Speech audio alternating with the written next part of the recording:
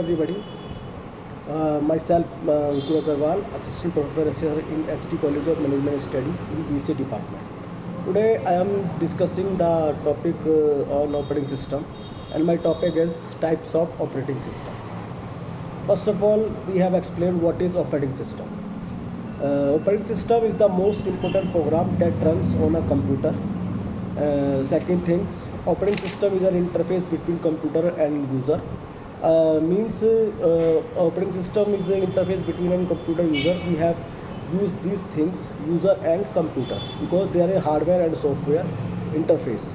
Third, it is responsible for the management and coordination of activity and the sharing of the resource of the computer. Next, there are the operating system diagrams. First of all, user, application, operating system, and how it is interface between the hardware. Now of the main topic I have to come my types of operating system. Number one, real time. Number two, multi-user versus single user. Number third, multitasking, single tasking, distributed, and then not least and last, embedded. First, real time. A real-time operating system is a multitasking operating system that aim at executing real-time application response to input instantly. Second, multi-user versus single user.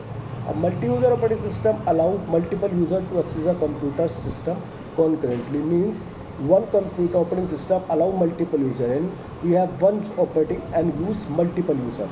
Second, time sharing system can be classified as multi-user system as they enable multi-user access to computer through the sharing of the time. And third, single user operating system as opposed to a multi-user operating system are used by a single user at a time. Next, multitasking. When a single program allowed to run at a time, the system is grouped under a single tasking system. While in case the operating system allows execution of multitask at one time, it classifies as a multitasking operating system. Distributed. A distributed operating system manages a group of independent computers and make them appear to be a single computer. And second, the development of network computers that could be linked and communicate with each other gave rise to distributed computing. And last, embedded. The embedded operating systems are designed to be used in embedded computer system. They are designed to operate a small machine like PDAs with less autonomy. And the third, they are able to operate with a limited number of resources. Major functions of operating system. Number one, resource, data, job, and stated mean of communication between user and computer. Thank you so much.